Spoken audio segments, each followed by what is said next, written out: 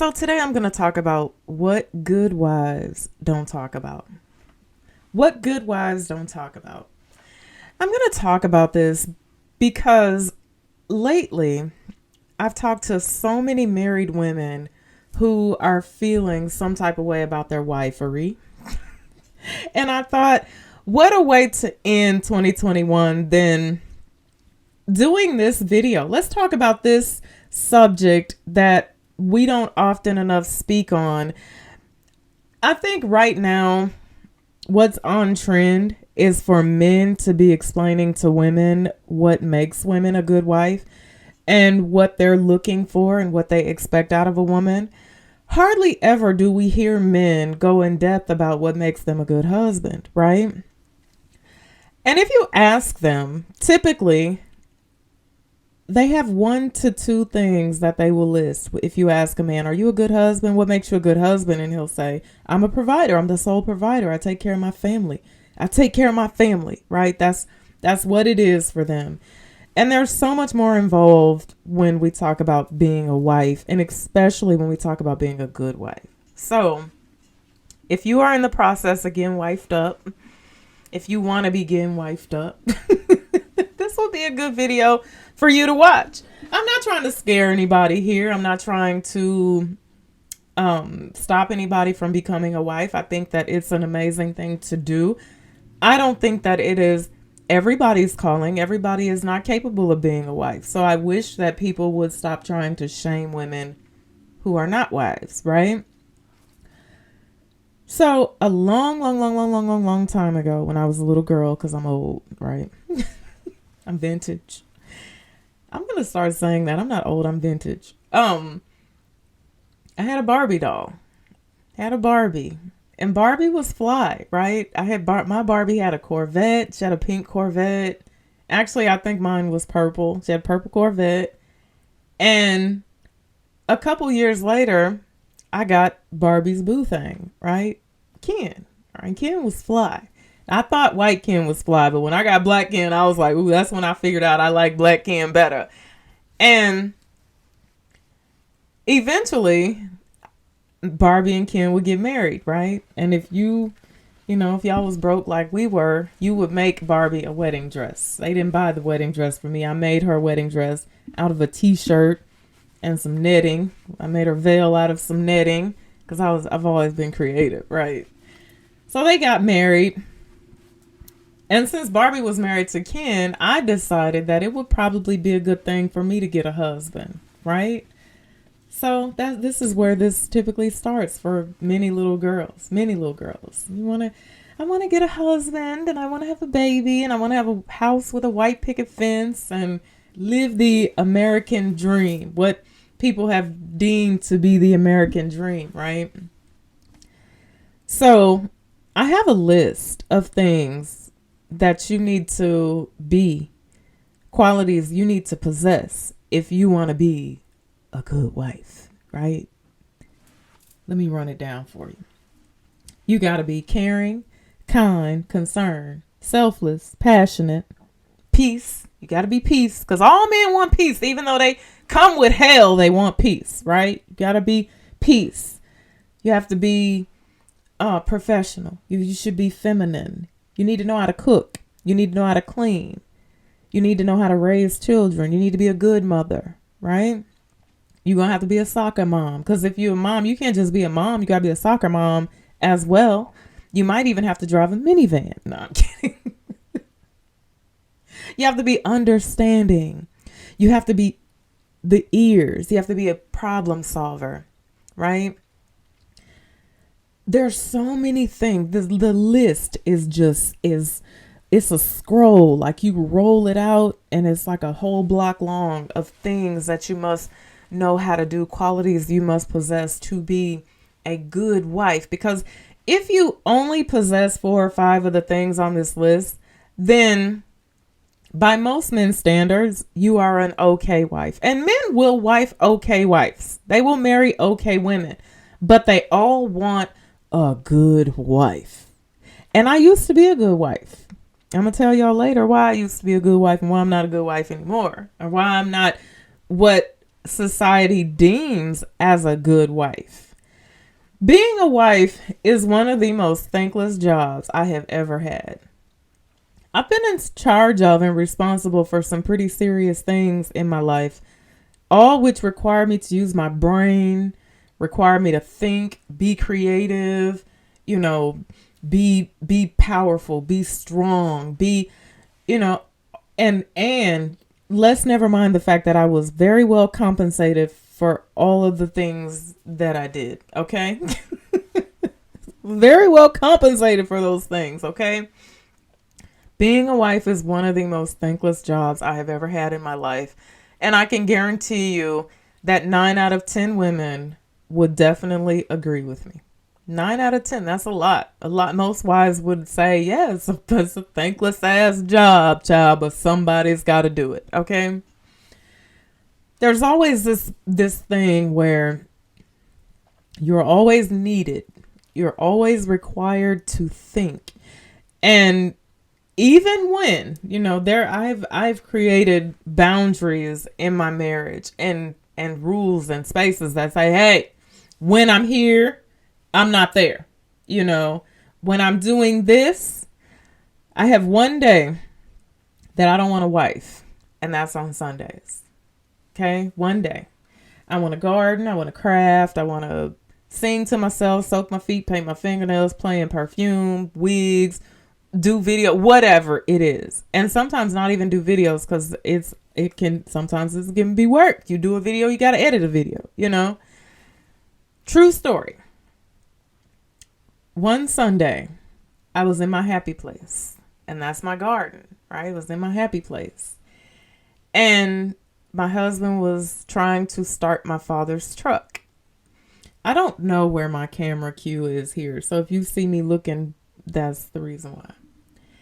And so, despite the fact that I was working in my garden, I was still trying to be attentive to what was going on with my husband. I was trying to be of help to him. And he has this moment where he says, you know what? I'm going to go to the auto parts store and I'm going to get a battery. And I said, okay. So he went to the auto parts store to get the battery. And he came back. He put the battery in the truck. Truck still wouldn't start. He said, I'm taking it back. I said, yeah, take it back. You didn't need it. Waste of money. Battery costs $100 and some. Take it back. So when my husband leaves, he leaves me in my happy place to go return to the auto parts store. And my son calls me. And he needs me. And he needs something from me. And I said, okay, I got you. But I got to come back up to the house to take care of what it is my son needs, because I need good Wi-Fi. So I'm trying to do it on my phone. I'm trying to do this transaction. I forget my password. I have to reset my password. All the while, my husband is calling me 32 times. I keep hitting decline. Just let me do this. Please, I'm going to call you right back. So I finished doing what my son needs me to do. Finish this transaction. And I call my husband. And I'm like, hey, honey.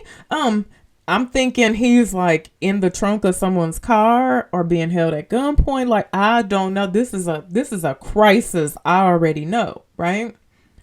I say, hey, is everything okay? I'm breathing hard and I ain't the one that called somebody 32 times. And he says, I went to the auto parts store, and I tried to take the battery back, and that's so wouldn't let me take the battery back. They said no exchange, no refund, no da-da-da. And I'm listening. And I'm like, now, this is when good wifey has to kick in. Because not good wifey was thinking in her mind, well, what the hell you calling me for? What you want me to do? You want me to come up there and choke her out? I mean, what you want me to do? But good wifey kicks in.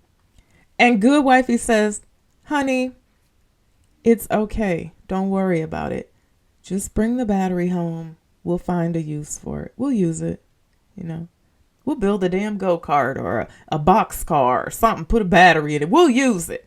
We'll put it in the chicken coop and make the chickens a heater. I don't know. Bring the battery home. We'll use it.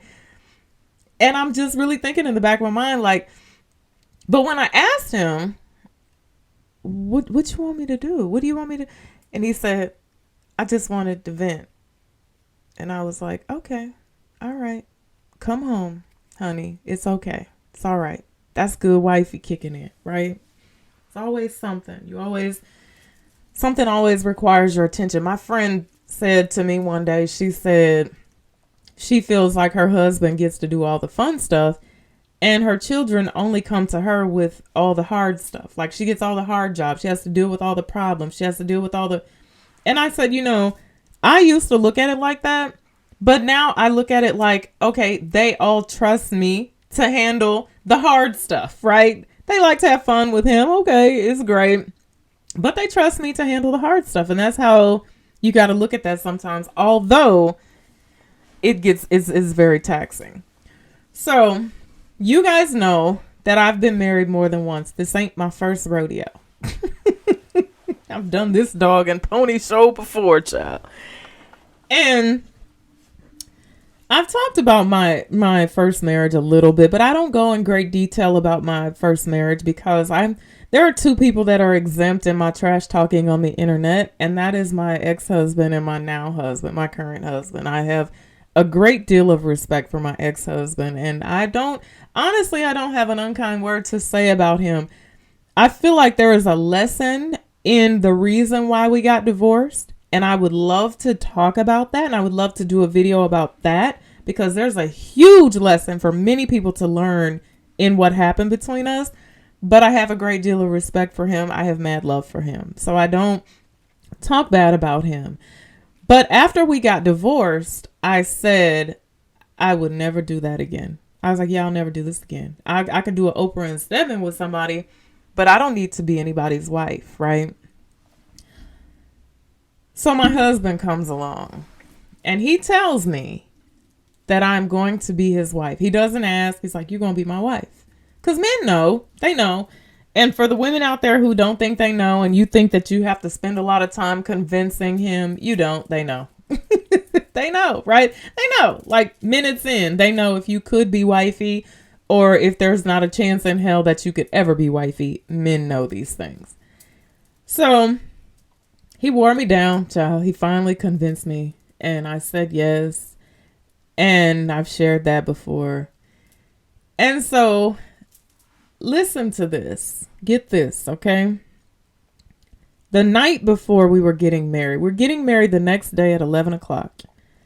We're going to the Justice of the Peace, right?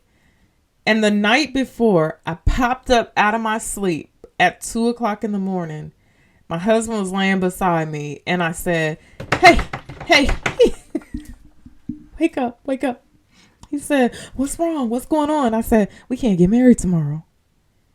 And he was like, what? Why not? And I said, we got this. We went through this. We're going through this, that. And he said, we'll be okay. It'll all be okay. And he went to sleep and we got up the next day, got dressed, got married and went to Bonefish after we got married. That's how fancy it was. Not. It's real informal, child. It's informal. When you do it the second or the third or the whatever time, it gets informal. It gets more informal. Sometimes when I see people having multiple big weddings, Cynthia, I don't understand that. I'm like, girl, you did that. Just go on to the Justice of the Peace, get it done, go home, cook your supper, have a romantic evening and go to bed. And next day, wake up as husband and wife. Put a broomstick down in front of your doorway and jump over it if that's what you got to do to make you feel excited. I've never wanted a big wedding, though. So we got married. And when I say I used to be a good wife, I started wifing hard as hell up in here. I'm a Leo. I have this attitude that whatever I do, I'm going to do it well. And I'm going to do it so swell. I'm going to give it everything I have and I'm going to go into it. And that way, if it doesn't work out, I can't say that I didn't give it everything I had. I wanted to do things different. I wanted to get in touch with the softer side of Eva. I wanted to be submissive to my husband. I wanted to show my husband how much I loved him and appreciated him. And I wanted to give 100% of myself to him because before I got married, I had never given 100% of myself to a man. There were men I had given all my body to. I given that up 100%.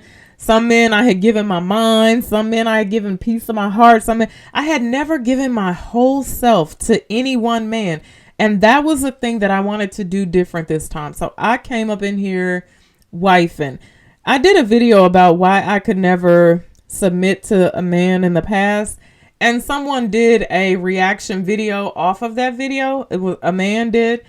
And I sometimes do not like when people do that because it seems like they often take things that I say out of context. But this gentleman said, well, she's not submissive. She is submitting.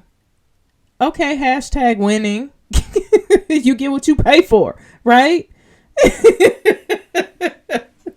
I wasn't born into that. Okay. Oftentimes, that's something you're going to get submissive when that is what a woman comes from, or you're going to get that in a very young woman. You cannot take a woman of my age who was nearly 40 years old and just all of a sudden flip me into a submissive being.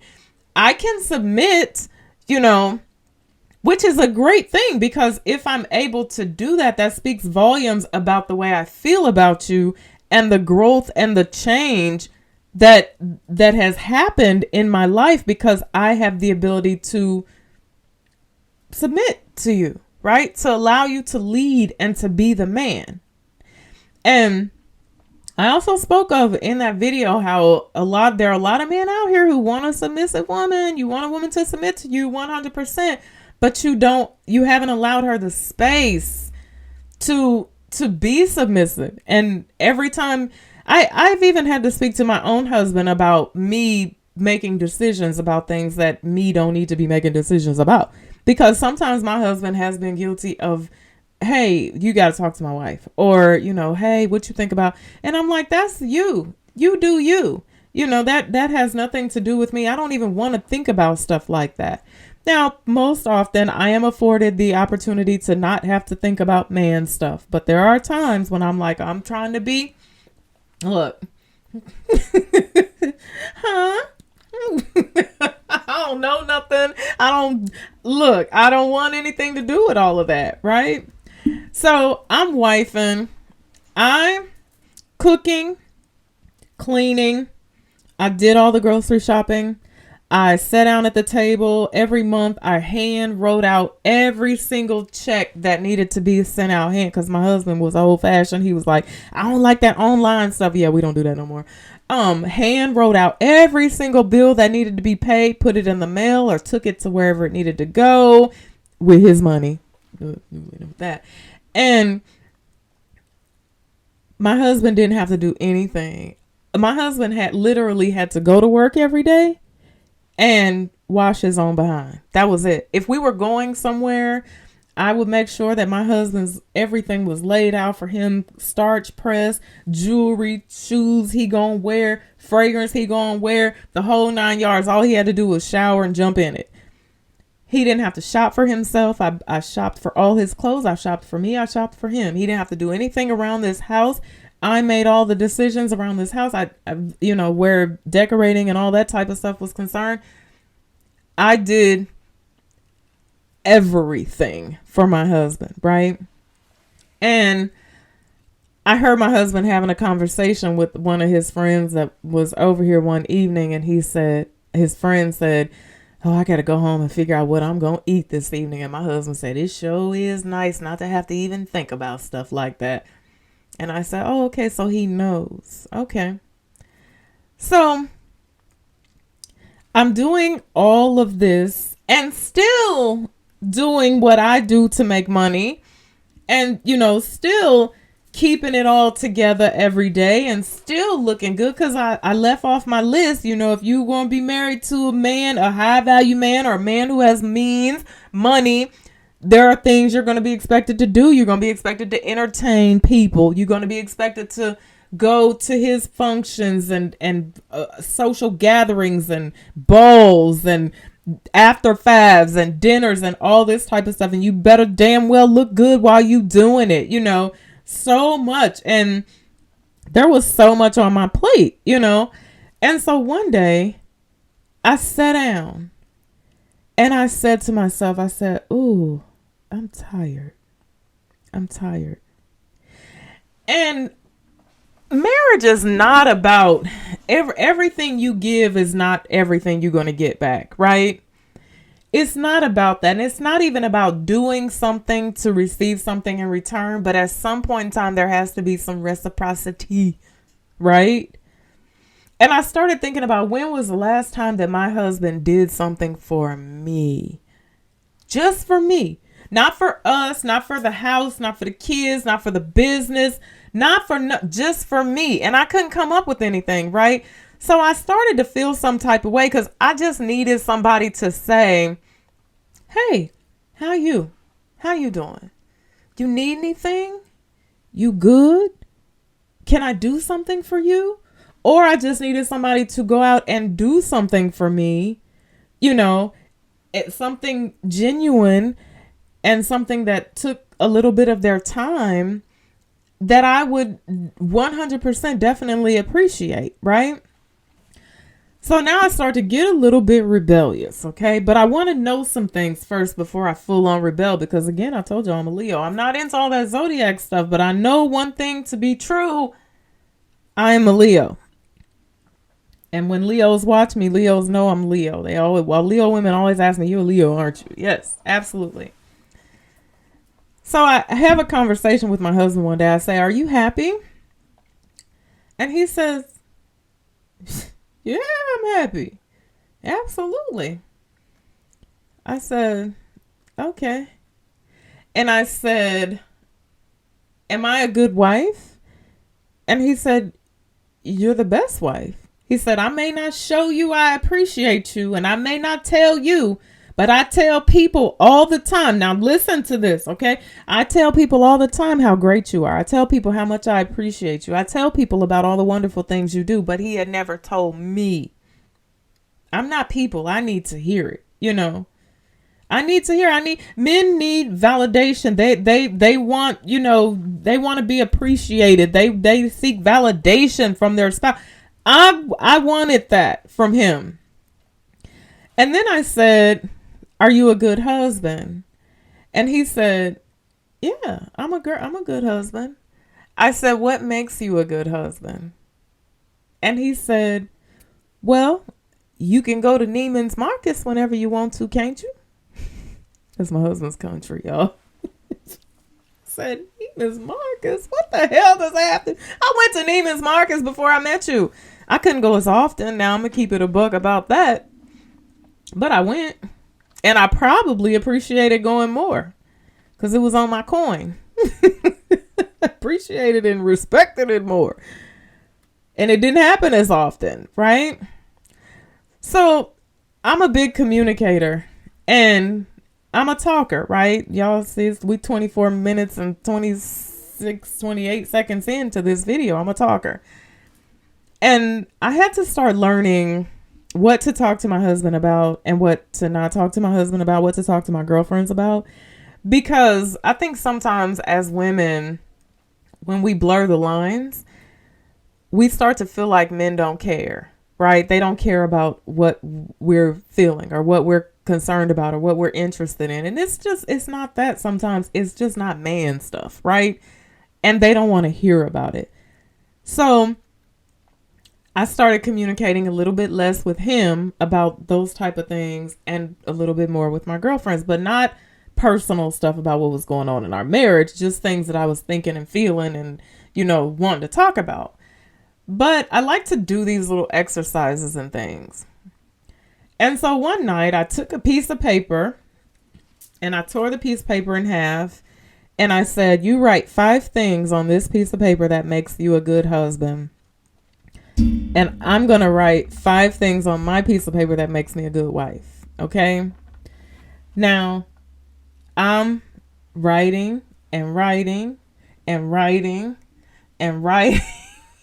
And I look over him and the paper is blank. Okay. The paper is blank.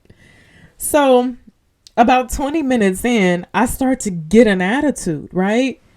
And I tell my friend, I'm texting, my friend was texting me, I'm texting back with her, and I tell her, I said, girl, can't even write nothing on this damn paper.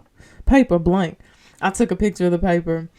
20 minutes later, I took a picture of another paper. I said, girl, the paper's still blank. Then he got mad, right? He got an attitude. He's like, well, I don't know what you want me to write. Like, what do you want me to write? You're playing games. I don't know what you want me. And I was like, that was such an easy exercise. It was something that in my mind, I thought would bring us closer, right? It was an exercise that I thought would bring us closer. And that was what I wanted to come of the exercise. But then I had to have a little chat with myself, and I said, okay, he felt as though I was challenging him. And he felt as when I was asking the question, he felt like I was questioning him or saying to him that he's not a good husband. And so we scrapped that, right? So I'm like, okay, I'm going to scrap that. I'm still going through this thing where I'm feeling like there is no reciprocity, right? And I have talked about before how I'm a gift giver. I love giving gifts to people, especially to my husband. I love giving my husband gifts. My husband loves opening gifts, right? Now, I know that typically for my birthday, Mother's Day, Valentine's Day, he's going to run out the moment before and get me diamonds. My husband loves to buy diamonds, and I'm not complaining about that at all. He loves to buy diamonds, right? So that's typically what he'll get me, or a handbag. I always put a lot of thought, a lot of time and effort into his gifts. I like to wrap his stuff up because he loves unwrapping stuff.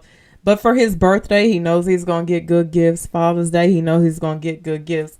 So I start saying to myself, okay, sometimes the best way when you can't get through to someone, communicating with them or telling them what it is you want and need, and you can't get them to commit to these moments that you're trying to have, sometimes you can show people better than you can tell them, right? Is this the best advice ever? Maybe not. Do I recommend that everyone do this? Maybe not, but sometimes you have to show people, you can show people better than you can tell them. Some people see better than they hear. Most men see better than they can hear. Okay. Just so you know. So my Father's Day rolled around, right? Actually, let me take it back. No.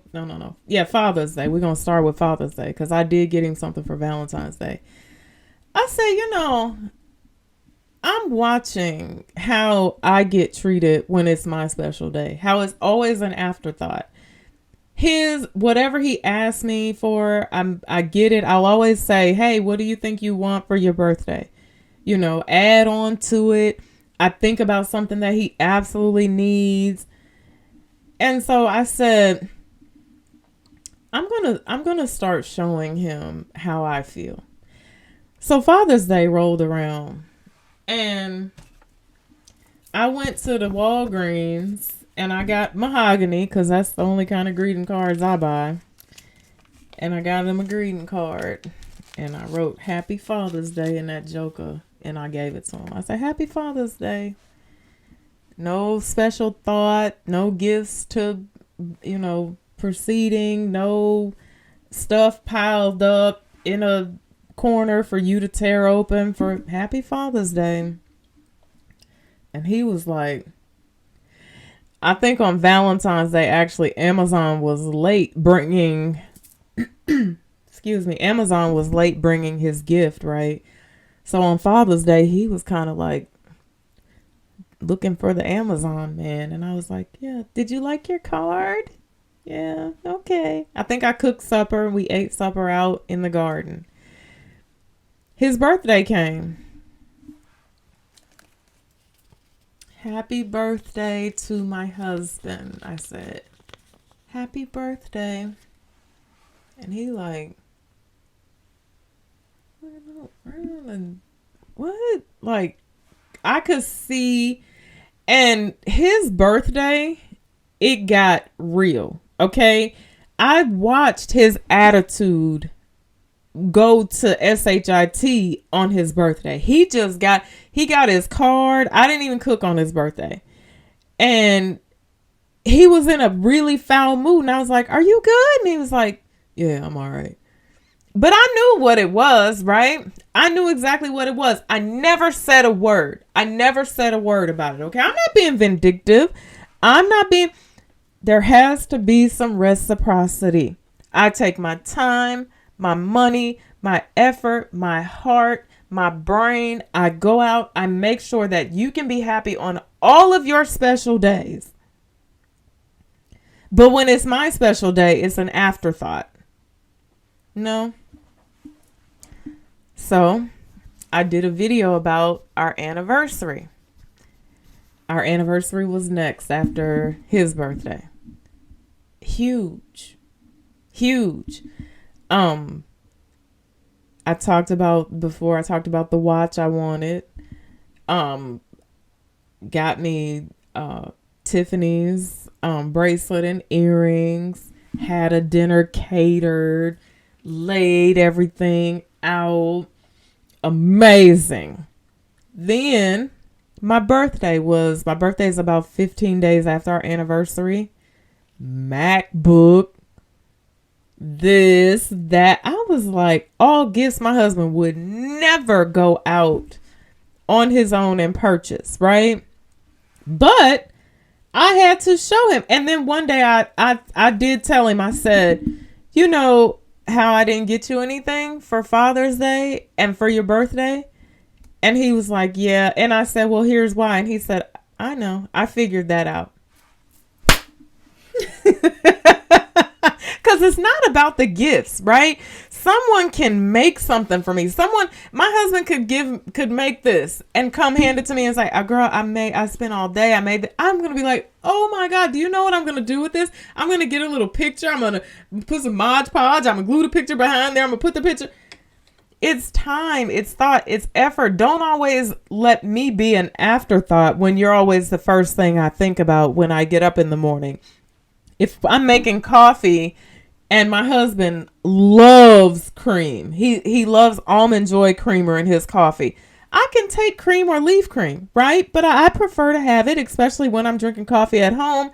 If I get up, I make a pot of coffee, I go to fix both of our cups of coffee. There's only enough cream for one person. I'm going to give my husband the cream, right? My husband, if he gets up, he goes to fix coffee. He knows I don't really care about cream. I could take it or leave it. He's going to take all the cream and bring me black coffee. No sugar, no cream. And I had to call this to his attention one day. I had to say, hey, listen. And then finally I had to sit him down and I had to say, hey, this is what I need, because shame on me for not telling you these things and making you understand these things before I actually committed and before we walked down the aisle together. Men will say, I've heard men say in my video where I said, don't give up your power to negotiate. Oh, women don't have a power. We do. We do. And if you're with someone who ain't trying to hear your negotiations and your requirements and then get the hell away from him. He ain't for you. Because we got to lay all these things out on the line. Yes, I want to be a good wife. I want to take care of you. I want to support you. I want to be there for you. I want to cook for you. I want to clean for you. I want to make sure you don't have to stress about anything, just like I don't have to stress about money. But at the same time, even though men are not emotional, they're not emotional creatures like we are, at some point in time, they're going to have to be able to emotionally connect with their wife, especially when that is what she is needing from